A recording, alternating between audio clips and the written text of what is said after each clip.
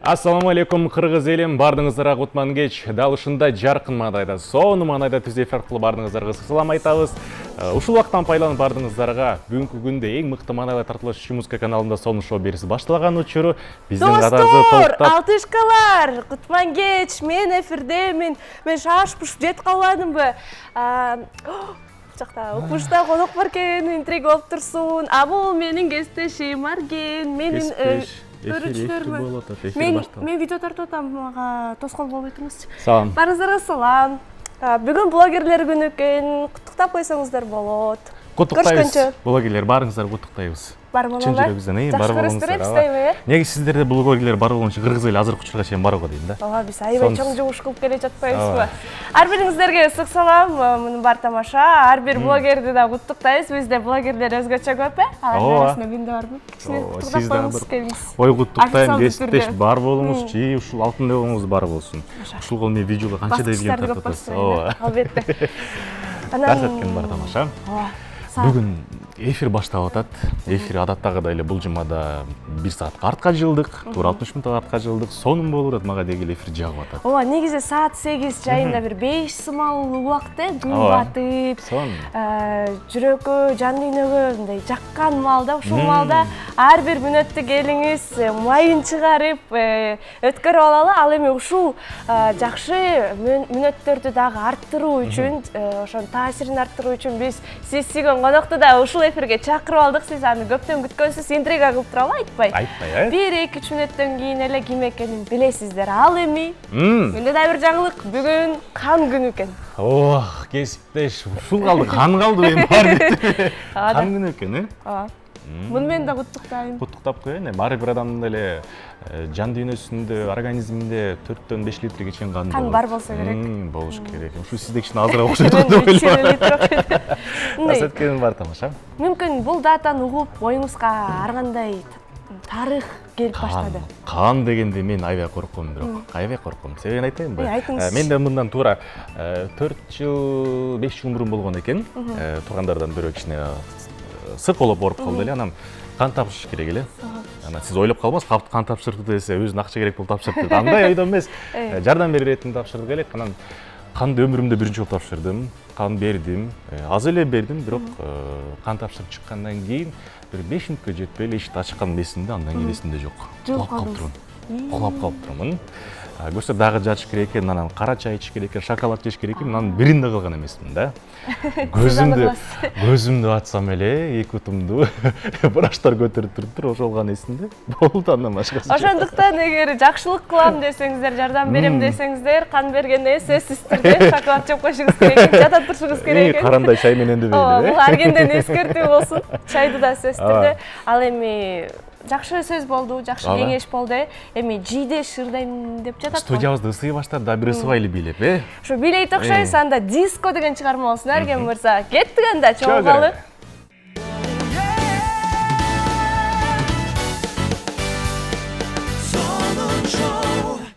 Кардаттуу теле көрүүчүлөр, дал ушундай жийде Шидирисовдун аткарысында диск аткаруу чыгармасына бир гана менин жанда турган кесиптеш эмес, келген конокторубузду бийлеп жиберди окшойт.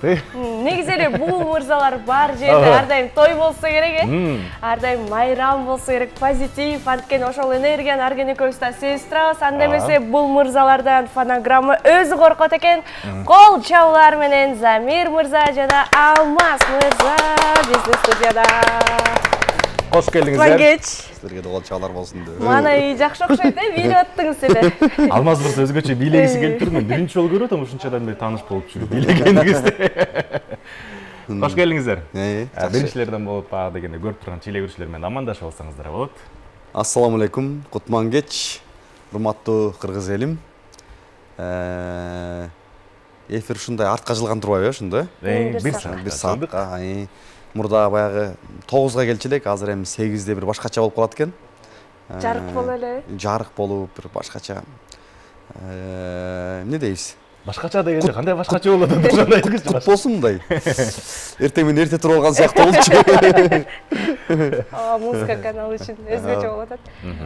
Кез. Баарыңыздарга жайдын күнүндө жакшылыктарды каалайм. Ушул жай жакшы эс алуулардан болсун. Силердин эфирге чыгармачылык ийгилик каалайм. Жолукканыбыз үчүн.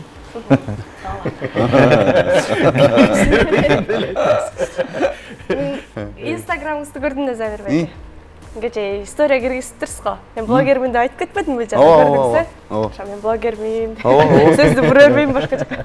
Кече Азия чемпионатына барып келген турбайсызбы? Ошондо күрөш боюнча экен, Эркин күрөш боюнча, анан эме боюнча, греко-римский, эме классика деп коет го, анан алар бүтүптүр. Биз болуп атканын билчүбүз, убакыт болбой эле анан көчөнүн финалына бардык да. Анан атайын барганбыз, саат 6-да болот экен деген маалымат бар болчу, биз 6:30 бардык. Байкем болуп, балдарды алып алганбыз, баягы. Анан биздин ошо финалга бизден кыргыз жигиттеринен, балбан жигиттеринен 17 жаштагы, U17 да азыр болуп аткан экен. Анан 2 балбаныбыз чыгыптыр, бирөө алтын алды, ошондо жаныбыз калбай кыйкырып, Алмаз байкем о жерине жаш келип, билген эмесмин да. Тип кап карасам мындай өзүнчө мындай жаш келип атат, анан кийин байкем деле мындай чыгармачылык адам экен деп койду. Байкап отурасың да, ары мен болсоң, биз мен болсо кыйкырып, бирөөсү алтын, анан бирөөсү бронза алды окшойт, бирөөсү бронза алды. Аттарын жаттай албай калдык, бирок Азамат Асан уулу Өмүрбек беле? Өмүрбек. Анан азыр рейтинг боюнча биринчи орунда баягы эме боюнча, командный боюнча Иран келатыптыр, анан кийин Кыргызстан экен да. Анан аябай сүйүндүрүп атат да, ушул Кыргыздын мурда биз ким жоламандарды, тиги ак жолдорду булар классиктер да. Ошол боюнча чыгып атканда азыр эркин күрөш боюнча жок болчу да. Чемпиондорчу. Мына эми уже эркин күрөш боюнча чемпиондор чыгып атканына аябай сүйүнүп атабыз да. Мына жана Тайырбек деген жигит, Алмаз деген берки улуулар да. 60 килограмм, 70 килограмм, 80 килограмм боюнча дагы мына чемпиондор чыгып атат. Эркин күрөш дагы уже келет атат экен да. Ошого аябай бизди кубандырган ошол болуп атат. Анан көчөнү мынакей U17 Азия чемпионатында ошо биздин жаш балбандарыбыз дагы жакшы результаттарды көрсөтүп атыптыр. Ага да аябай сүйүнүп, болеть этип келдик, ошо. Ооба, кандай сонун негизи. Кечегенде Алмаз мырзанын көзүнөн сүйүнүш үчүн жаш чыккан турбайбы? Мындай, эмне кылгырып кетти да анан кийин. Мен өзүм мындай жаш экен да. Бат эле мындай жүрөккө жакын кабыл алам да. Анан ар бир адамдын бир жетишкиндиктерин көрсөм мен сүйүнө берем да, мындай. Эгерде ал масштабный бир мамлекеттик деңгээлде болот болсо, кадимкидей жүрөгүм дүркүрөп. Бар, эме болот экен да, баягы энергия, чоң энергия болот да, баары элечи. Өзүмдү эметет экенсиң да. Ошол. Бул нерсе баягы күндө болгон. Кыргызстан менен Афганистан футбол ойногон күндө дагы биз барып оркестр менен ойногонбуз. Оркестр менен ойногондо да ошондой бир сезим болгон да. Ошо биздин кыргыздар утуп алды. Патриоттук сезим күчөйт экен да ошол жерде. Тимде токтоно албай каласың. Баракелде. Жакшы. Анан да сиз тууралуу дагы бир аз сүйлөшө кетели. Азыр болсо жалпы канча дагы миллиондогондо көрүүчүлөр көрүп турат. Анан биз тааныйбыз көпчүлүгүбүз сизди музыкант катары. Анан сиздин дагы ушул клавишодон өчүрүңүздү көптөн бери билебиз. Өзүңүз тууралуу да бир аз кичине кененирээк айтып берип кетсеңиз. Алмаз мырза. Сизге да бир убакыт бөлөлү. Бул биринчиден мектепте окуп жүргөндө фортепиано деген побочный сабак болот. Өзүңдүн специалистиңен тышкары мен өзүм по специальности өзүм үйлөнмө аспаптарда окудум, валторна деген инструментте. Анан фортепианодан да окуп, анан кийин эмнегедир эстрадалык музыкага дагы абдан мындай жакынмын да, жүрөгүмдө чыгым болсо керек. Анан ошол аркылуу эле ушул эстрада тармагына дагы келип аккомпаниатор болуп, ар кайсы музыканын тармагын изилдеп жүрөбүз да.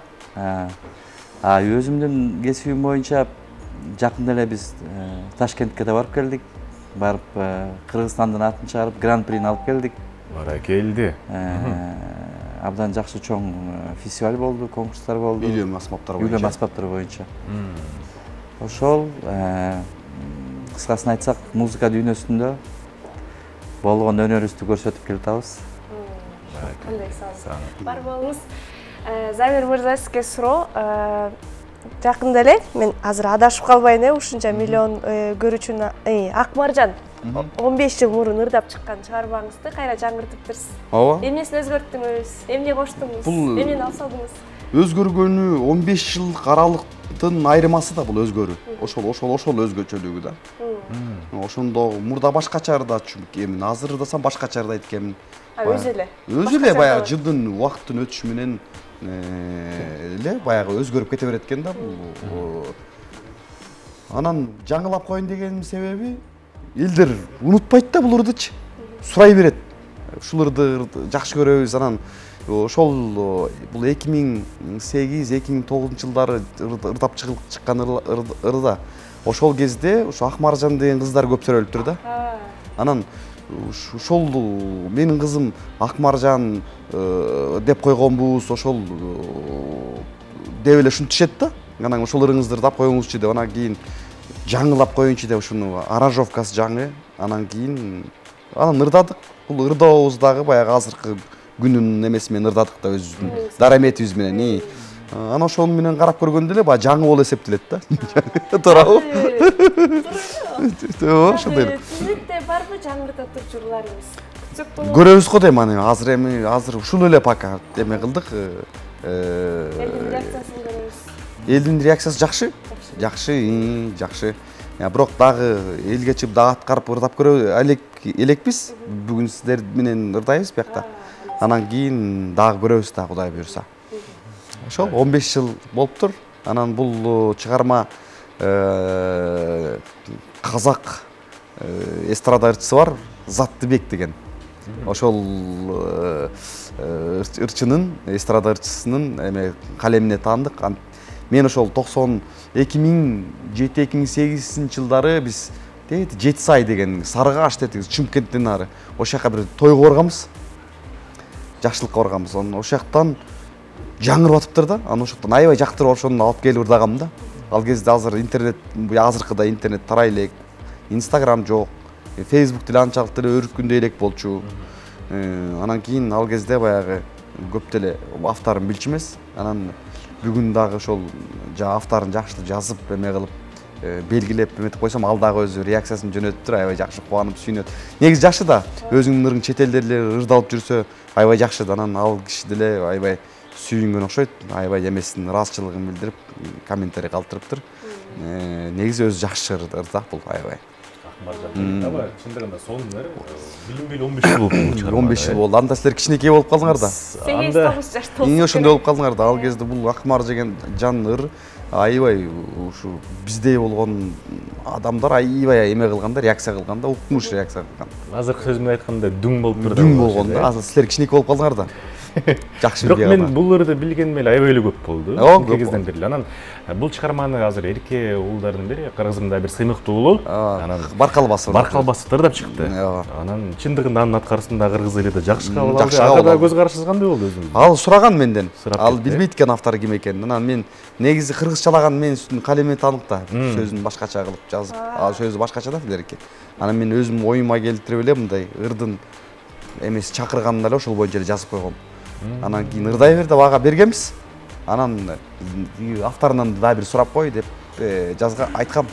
Ага чалыптыр, сураптыр, экөө достошуптур, ыр алмашыптыр, жакшы. Негизи автор жакшы киши да өзү.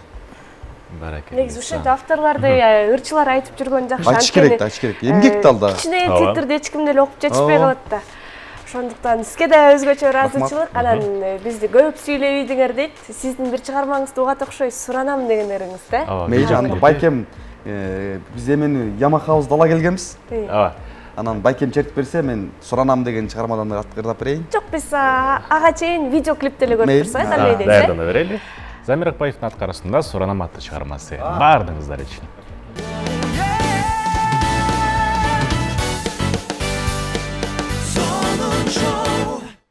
Арген мырза, жанында дагы отуруп туруңуз.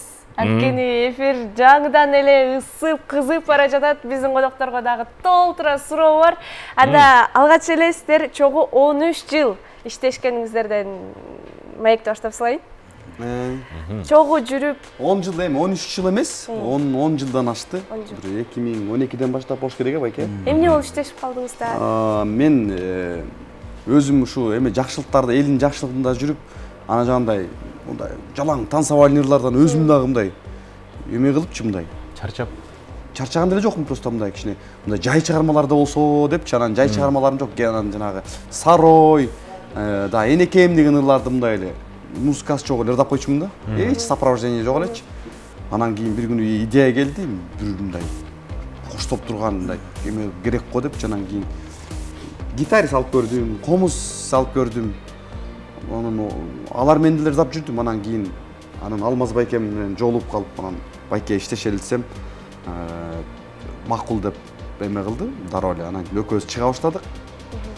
Ошол күндөн баштап башында кичине көнө албай жүрдүк, бираз. Анан Алмаз байкем эме экен, баары деле мени эрчип, азыр да эрчип жүрөт да. Мынтип карап туруп, мени карап туруп, бүт демемди билет да, каяктан дем алам, каяктан сүйлөп кетем, ошонун баарын монтуп туруп билет, ошол боюнча артыман эрчип мынтип гармониялар кармап жүрөт да. Анан азыр экөөбүз мындай бир эмедей болуп калдык да. Ажырабызбы мындай? Сиз байкем мени сизет, мен байкемди сизем, ушундай да. Кандай ушул бири-бирибиздин приемдорубузду билебиз. Ошондон бери анан кийин ырдап ошондон бери ушул жандурдаганыбыз, ушул жакшы ырларды ырдап келатабыз.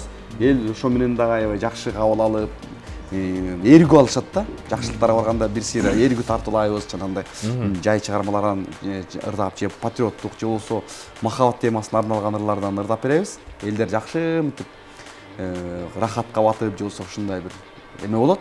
Анан кийин шаңдурларыбызды ырдап беребиз андан кийин. Ушурдан пайдаланып бизде бир рахатка батып келе жаткандай дейсиз. Андай, Сиз дагы өзүңүз жалгыз келе берсен, Алмаз мырзаны да ала келип берсиз, анда сахна төрүнө чакыралы, сиздерден бир жагымдуу чыгарма. Мен бияк деле отуруп турайынбы? Жандуу. Тияка чыгайын. Жанын эле Жанын эле чыгып турсаңыз, жанын эле чыгып турсаңыз. Бир жакшы кадр чыгып берет коем ошол. Жандуу үндү биз да сагынып калдык. Сиз дагы аябай тойбой ушул чыныгы ырды, ыр майрамды күтүп жатсаңыз керек. Анда ошо көкүрөк суусап турса, аны сугарат экенбиз. Ошондуктан жакыныраак отуруңуз экранга, рахат алалы. Кайсы чыгармадан баштайт болдуңуз экен? Ошону сурап алалычы. Асылымай деген бир чыгарма бар. Асылымай. Асылымай, Ошо Асылымай деген чыгармадан бир куплет болсун байке. Кес. Асылымай чыгармасы, кол чабуулар менен тосуп алалы.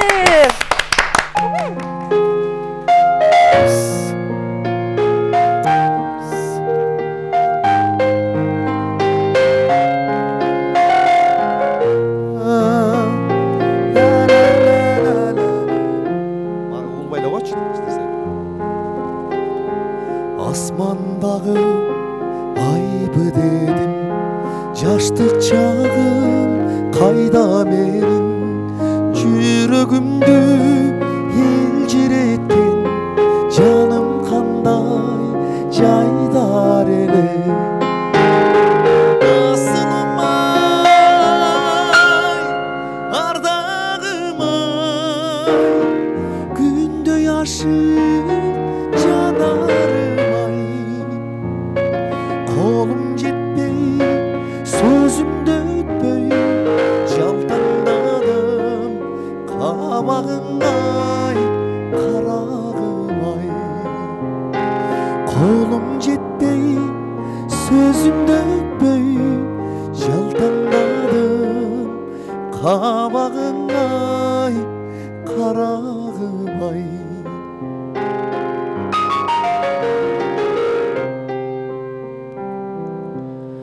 Boyun uzun, sözün tatlı, kандай adam seni taptı. Gönlümdün ey carasına, orguştağan ey sezim jattı. Asılım ay, ardağım ay, günde yaşır canarım ay. Kolum жетпей, сөзүмдө өтпөй жалтаңдадым кабагың-ай карагым-ай. Kolum жетпей, sözümde ötpöy Jaltandadım kabağın ay karağım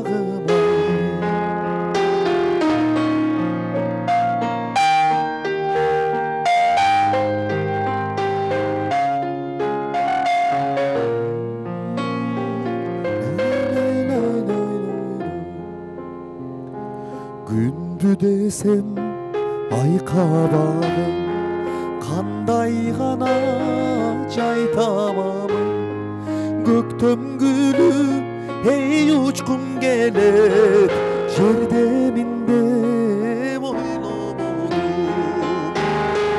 Asılım ay ardağım ay Günde yaşı canarım ay Kolum jetmey sözümde ötmey Jaltandadım kabağın ay karağım ay Kolum jetmey sözümde ötmey Jaltandadım kabağın ay karağım ay Kabağın ay karağım ay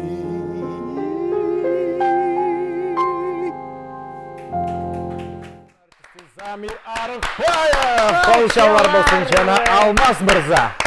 Азаматсыздар, келиңиздер сиздерди кайрадан. Чакыралы бул жака төрүбүзгө. Келеріңіздер. Негизи эле кесиптеши жандуу аткарган чыгармадан өтө эч нерсе билдеше жок, жетпейт го дейм. Жетпейт. Кулакты мындай ушундай бир эс алдык. Баракеле. Жомоктогудай айкалышы, сыйкырдуу үн менен жана Ямахада керемет ойноп берүү кол чабуулар сиздер үчүн. Рахмат. Чынында эле жан дүйнөңүздөрдү биз көрө алдык. Ушундай болот да негизи. Кимде көрсөт? Биз да жыргайбыз, элде жыргайт да мындай. Чыгармачылык деген ушул турат. Мен сиздин интервьюңуздан көрүп калдым. Мен талап коём, жанындагылар менин кемчиликтеримди айтыш керек.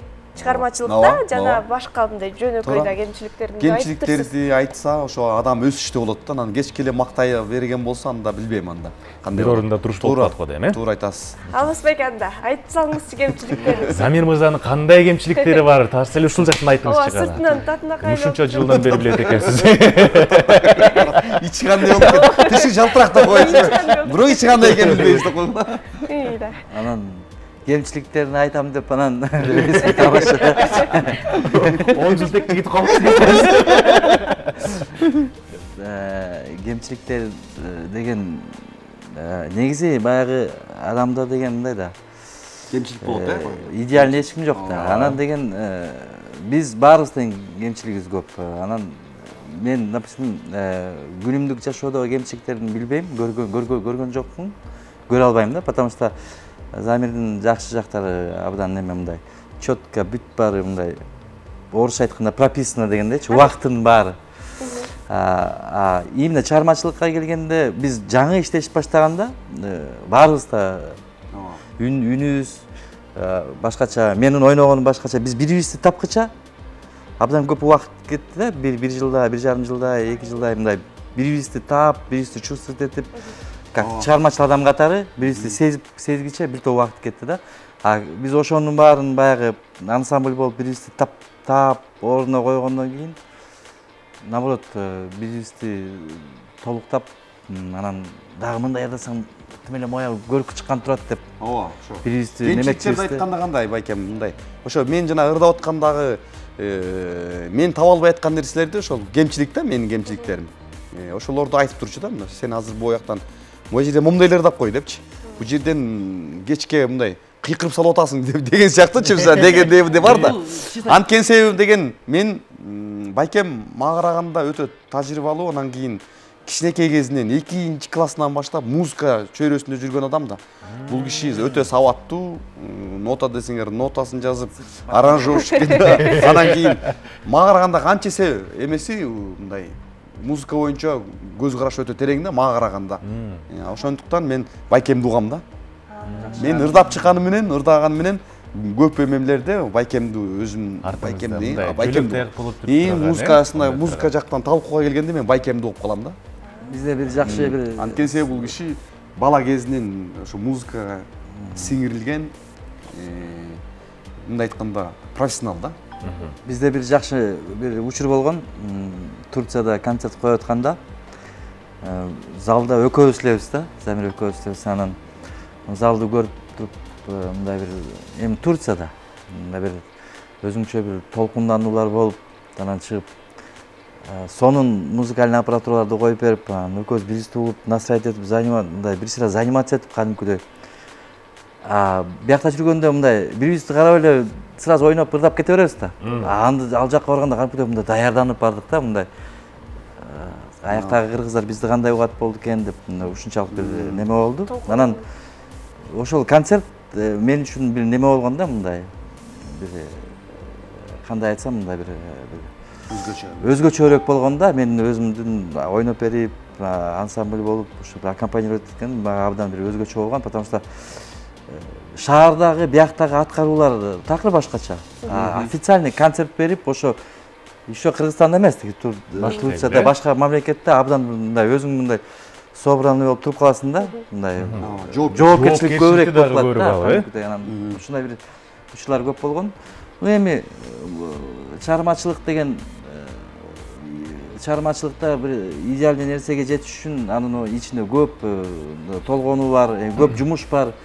Ар кандай бир учурлар болот, кээ бирде көңүлүң жакшы болуп, ошол нерсе бат эле чыгып кетет да. Кээ бирде көп убакыттарда алай толгонуу болот, кээ бирде такыр алыстап кеткен учурлар болот. Бирок ушул негизи менен баягы ушул тармакта жүрөбүз, ушул музыканы элге бир жакшы бир көңүл тартуулап дегендей. Айтор, экөөңүздөрдүн башыңыздардан көп нерсе өткөн окшойт, 10 жылдан бери эмне кадар нерсе, ысыгы да, суугу да, муздагы да болду да сөздөрдө. Анан Алмаз мырзага да кошумча суроо бергим келет. Баягы 2-класстан баштап деп Замир ага сиз айтып калбадыңызбы? Музыка чөйрөсүнө жүрөт деп. Музыкалык жайда аяктагансыз, бүткөнсүз барча. Ооба, мен ушу айылдан келип, биз Замир экөөбүз кичинекей кезинде таанышпыз. Бир айлыкпыз биз. Анан Замир келип монда баянды кичинекей гармошканы үйрөнүп, бирибизге үйрөтүп ушинтип калчубуз. Анан мен бияка Абдраев мектебине, музыкалык мектебине окууга өттүм. Как раз 2-3 класс келгенде неме баянда окудум. Анан баянда окуп, анан 5-6 класстан баштап үйлөнмө аспаптарга өтүп, ошол тармагын аяктадым да. Анан кийин консерваторияда окудум, аякты бүттүм. Кыскасы, анан ушул эле музыка тармагында эле иштеп келатабыз да. Эч башка жакка барып, же юрист, же болсо экономист болуп кетели деген ойда жок беле. Бала кезде бир эстеп. Значит, бизге ошол музыка тармагы буйруптур да. Байкем бою кичинекей, мен кичине узунаак, бирок байкем кетип калды, 2-класс, 3-класста кетти. Өлө тың да. Андай мондай малыш деген аккордеондор бар го. Ана мен кичине олбур үйрөнүп аткам, мынтип. Анан бир күнү мектепке келип, мектепте балдар менен, классташтар менен ойноп жүрүптүр. Анан мен да барам дедим, интернетке барып жүрбөйсүңбү деди. Анан мен 2-класс болгондо алып чыгаяк, анан кийин ошондо ламбада аябай мода болуп аткан, анан кийин ламбадан чете албайм, канча ирет десем, мына монтип ойнойт дептир.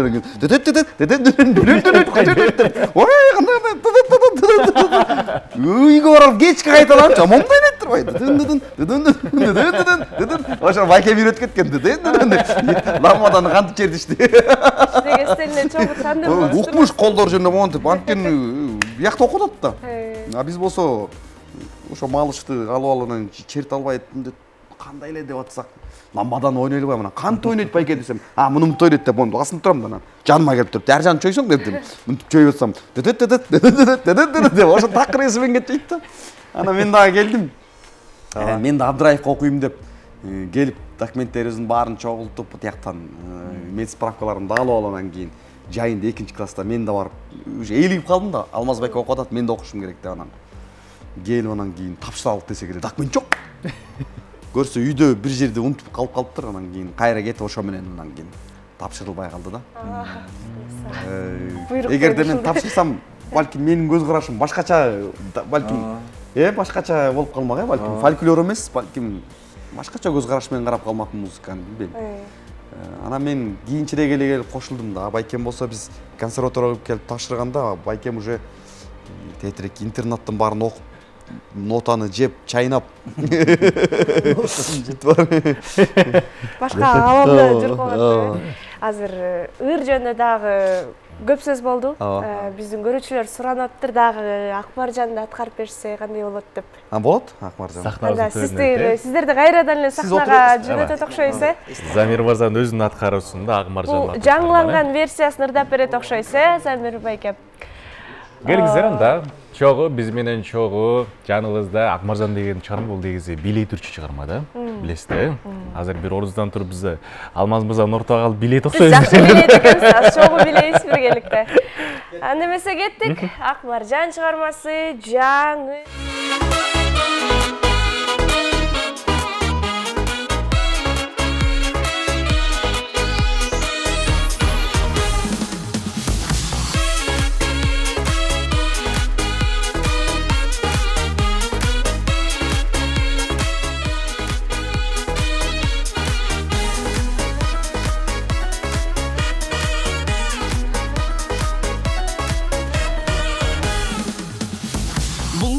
Sağınmıştım bu tağında Helesindi vurma kısamında Kara gözüm köründey kayda gittin Özün bolçu can erkem kucağında Kara gözüm köründey kayda gittin Özün bolçu can erkem kucağında Kaydasın sen aşığın sen izledin yaşadın Tuttundu karaşın senin sırlı zatındı Engsedin go Tağında Akmarjan, tağında Akmarjan talaşıbır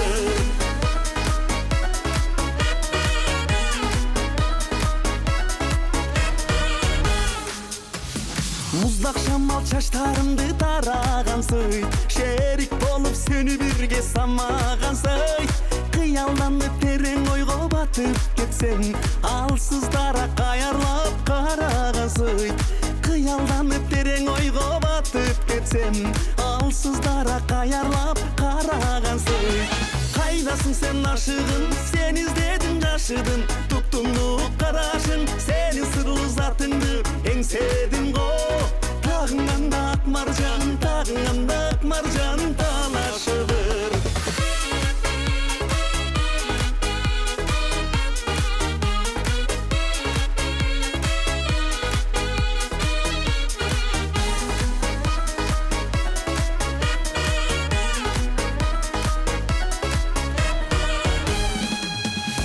Tulparımның төрт tuyağı toylap gelir Sen dep sokkan жүрөгüm sızlap gelir Sağarmagan kızıl gülüm kurcunumda Solugan sıvaldağı kıynap gelir Sağarmagan kızıl gülüm kurcunumda Solugan sıvaldağı kıynap gelir Kaydasın sen aşığın sen izledin yaşadın Tuttundu karaşın senin sırlı zatındı Engsedin go Tağında Akmarjan, tağında Akmarjan talaşıbır Kaydasın sen aşığım, sen izledin yaşadım Tosusunday taşıdım ben жүрөгümde tolup ketти Sağınmışım, taң sürgünde tolkugan Taң sürgünde tolkugan deniz beleň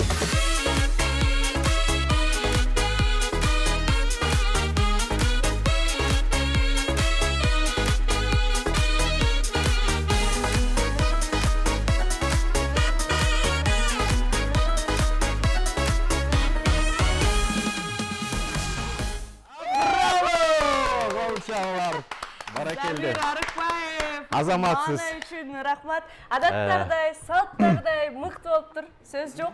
Аранжировка өтө жогорку деңгээлде болгон бул. Чындыгында өзгөчөлүгү да сонун болуптур.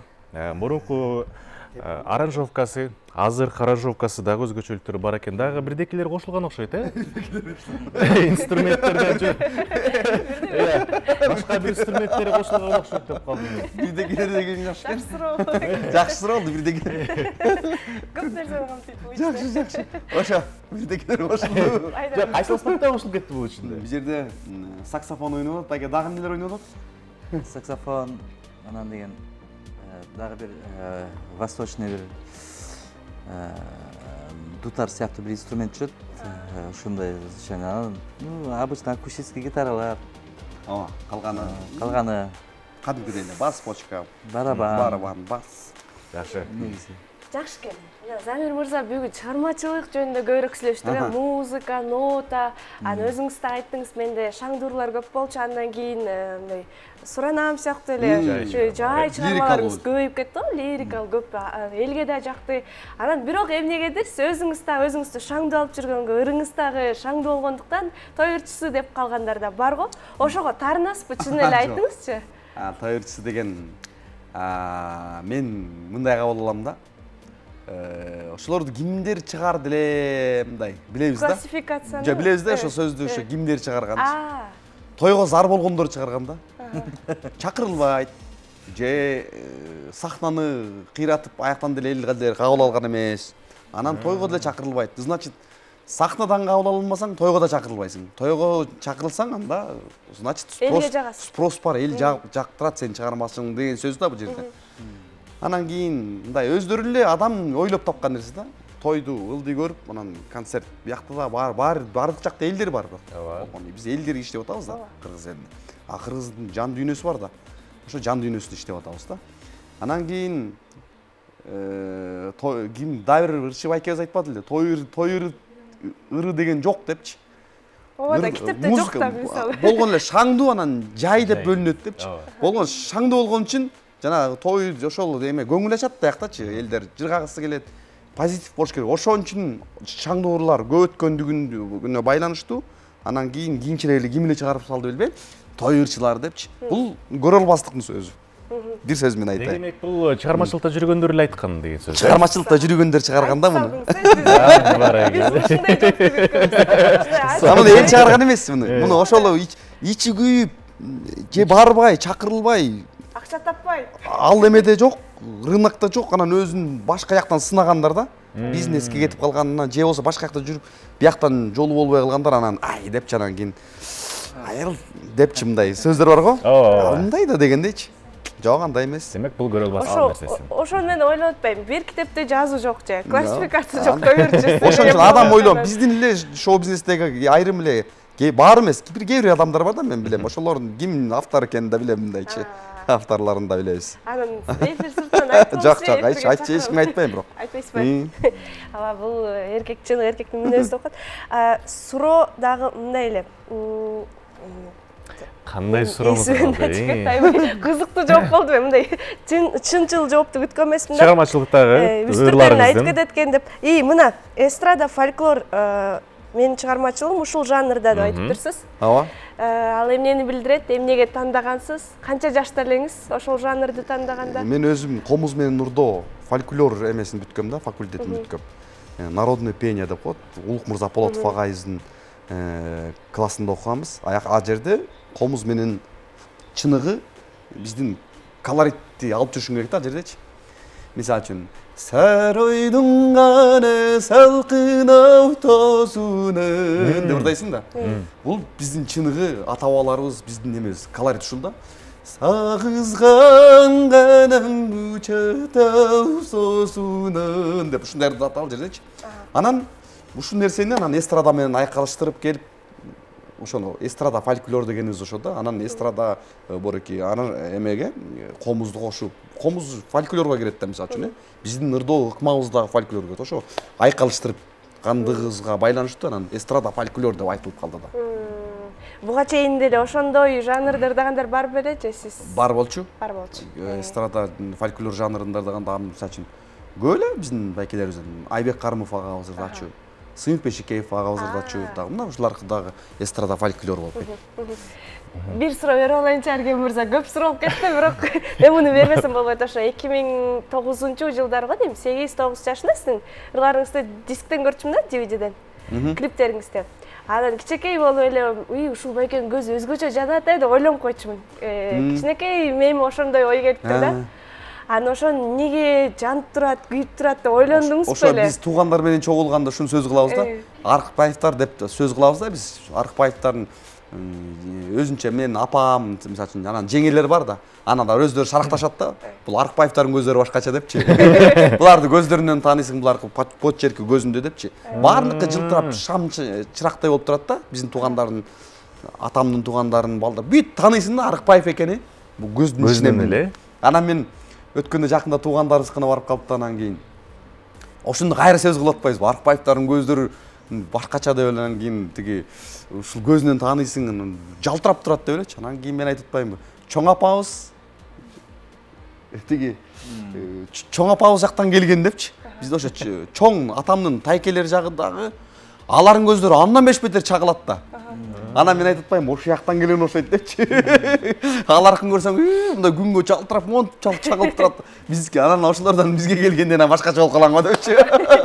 Анандай кийин адам мындай убакыт өткөндөн кийин деле көз жанып тура берет бекен же мүмкүн барган сайын аны кийин айтабыз го дейм. Көргөндө билем, Бул да сиздин өзгөчөлүгүңүз. Бирок жанып турат, жөн жерден сураган жокмун да. Суроо дагы бересизби? Ичи жалтырак да. Суроону аз токтотуп тура алайын. Баары да алган оюндар бар эле, убакыт саатта келип калды. Мен песим кесиптешим токтотчу да эмес сизге суроолорду. Азыр болсо экрандарга көңүлүңүздөрдү бурабыз. Экрандарда болсо эстрадабыздын жылдыздары сахна төрүндө жүргөн инсандардын бала кезиндеги сүрөттөрү чыгат. Бул оюнду билесиздер. Ошол кайсы эстрада ырчысы, кайсы актриса экенин жөн гана табасыздар.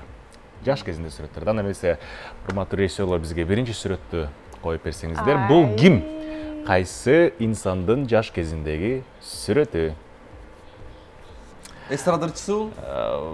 Эстрада жылдызы да болуп калышы мүмкүн, же башка бир жерден да болуп калышы мүмкүн. Бирок сиз билесиз сөзсүз түрдө буларды. Тааныйсыз. Мүмкүн бийчи болуп калат.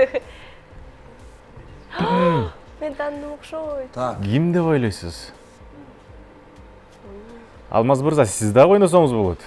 Айта бериңиздер жооп. Көз карашын карасаңыз. Сиз эме кылбайсыздар, багыт берилди. Эстрада ырчысы же болсо мындай тигиндей деп. Бул эстрада ырчысы эмес. Мындай айтайын, бийчи деп айтайын. Мен тааныдым. Бийчи. Көзүн карасаңыз, көзүндөн. Көздөн таанысаңыз болот. Күйүп турат мунуку да көздөрдө. Атай Өмүрзаков. Баракел, жоон көрөлчү, жоон. Баракелде туура жооп Атай Өмүрзаков экен. Адам убакыт өтсө да көз өзгөрбөйт деген ушул да. Кийинки сүрөттү коюп берели.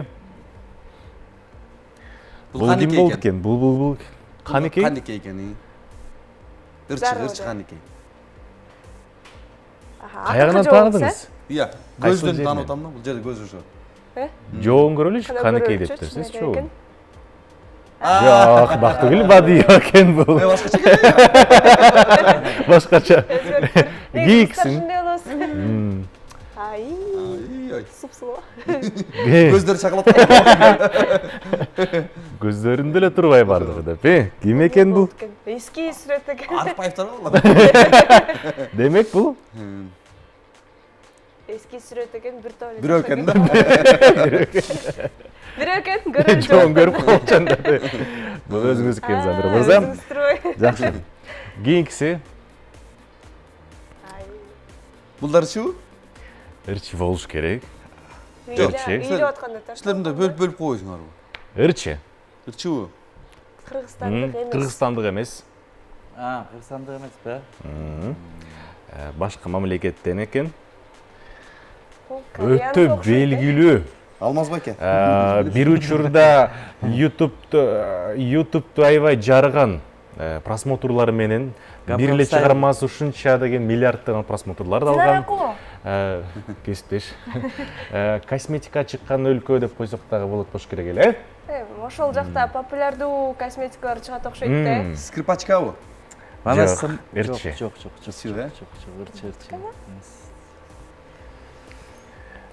Жок, таппай калдым. Дагы бир жол. Макул, акыркы сөзүңүз.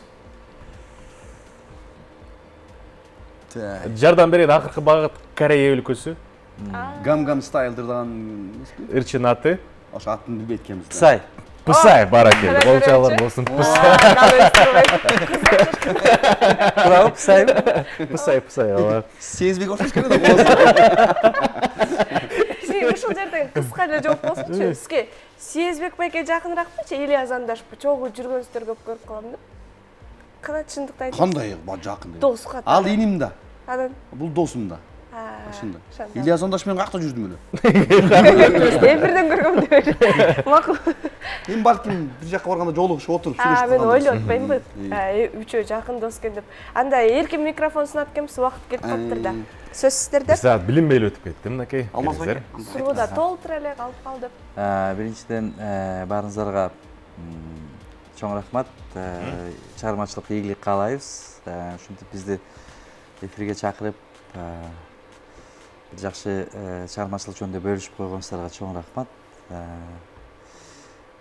Жайкы эс-алуулар жакшы өтсүн. Ден соолукта болуңуздар. Чоң рахмат, сизге рахмат. Келиңиз. Мен дагы ошо Алмаз байкенин жакшы тилектерине кошулуп, сиздерге да жакшы ыраазычылык билдиребиз. Жакшы эфир болду окшойт деп биз дагы баягы кубанып сүйүнүп калдык. Рахмат чакырганыңыздарга, жалпы жамаатыңыздар менен ишиңиздерде ийгилик болсун, элибизде тынччылык болсун. Ушул жайда элибиз жакшы эс алып, жакшы дем күч, кубат, жакшы энергия алып, ушундай жакшы эс алуу каалайбыз элибизге. Ошол ишиңиздерде ийгилик болсун, көп-көп чакырып туруңуздар, келип турабыз. Биз сиздерди чакырып эле турабыз. Анткени ушундай энергиядан биз да күч алабыз. Ооба, сөздөрдөн. Сиздерди кайрадан сахнага чыгарабыз. Сахна төрүнүштү, Замиржан чыгаралы. 50 жаш деген чыгармаңыз бар экен. Ошону да берели. Ошону да бериңизчи. Сахнага келсем да. Биз да толугу менен сиздин сөздөрүңүзгө кошулабыз. Сиздерге рахмат, убакыт бөлүп келип бергениңиздерге. Биз үчүн бул чыныгы чыгармачылык кече болду. Кереметтүү кеч болду. Мындай маанайда уйкуга жөнөө дагы кандай сонун болсо керек. Ошондуктан өзгөчө мырзаларыбызга рахматыбызды айтабыз. Анда эмесе Замир Арыкбаевдин аткаруусунда 50 жаш чыгармасы бир гана сиздер.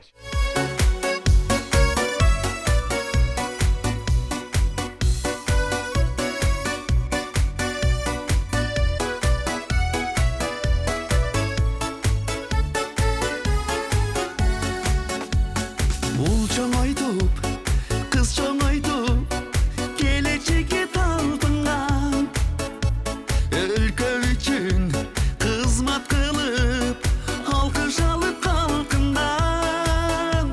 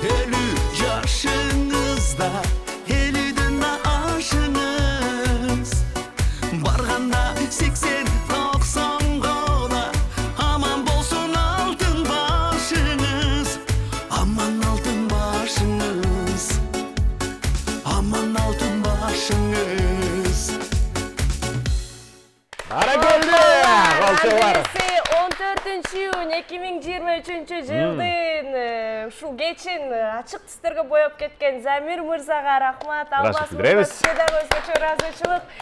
Коштошуу убакыт келип Ооба. жетиптир. Бардыңыздар менен коштошобуз. Кийинки эфирден көрүшкөнчө сак саламат болуңуздар, бар болуңуздар. Бардыңыздарга бейпил түн.